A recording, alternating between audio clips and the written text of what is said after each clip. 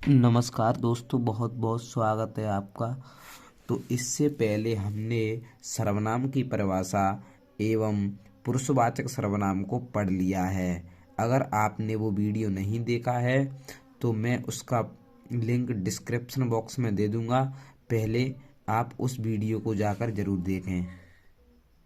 तो चलिए अब हम आगे बढ़ते हैं। तो पुरुषवाचक सर्वनाम हमने पढ़ लिया है। नंबर 2 पर है निश्चयवाचक सर्वनाम। तो निश्चयवाचक सर्वनाम क्या होता है? वह सर्वनाम जो किसी व्यक्ति या वस्तु की ओर संकेत निश्चित संकेत करे, निश्चयवाचक सर्वनाम कहलाता है। जैसे यह, ये, वह, वे। तो देखिए, नाम से ही स्पष्ट है, निश्चयवाचक सर्वनाम जो किसी व्यक्ति या वस्तु की ओर निश्चित संकेत करता हो। जैसे उदाहरण दिया है, यह राहुल का मकान है। तो ये एक निश्चित संकेत हो रहा है कि यह राहुल का ही मकान है। वे अमन के पिताजी हैं। तो ये भी एक निश्चित संकेत है कि वे अमन के ही पिताजी हैं, किसी दूसरे के नहीं हो सकते। तो जो व्यक्ति या वस्तु की ओर निश्चित संकेत करे, निश्चयवाचक सर्वनाम कहलाता है। चलिए आगे बढ़ते हैं। अब इसके बाद है अनिश्चयवाचक सर्वनाम।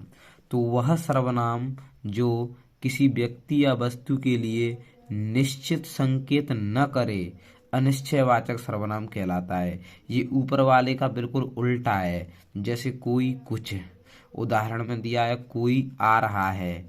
तो हाँ, कोई आ रहा है। तो यहाँ पर किसी का निश्चित पता नहीं है कि कौन आ रहा है। कोई तो कोई भी हो सकता है।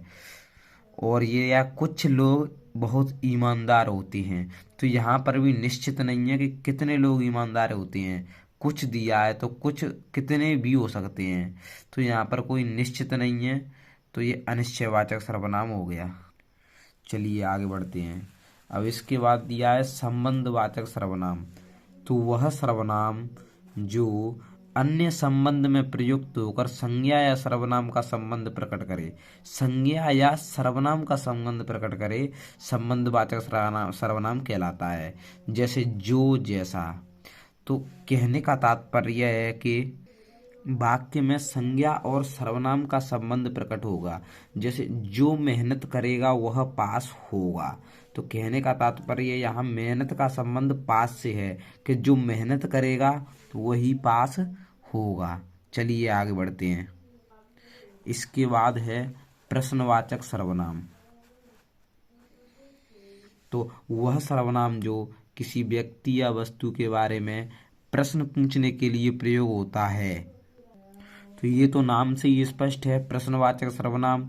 तो सीधी सी बात है, प्रश्न ही आएगा। तो वह सर्वनाम जो किसी व्यक्ति या वस्तु के बारे में प्रश्न पूछने के लिए प्रयुक्त होता है।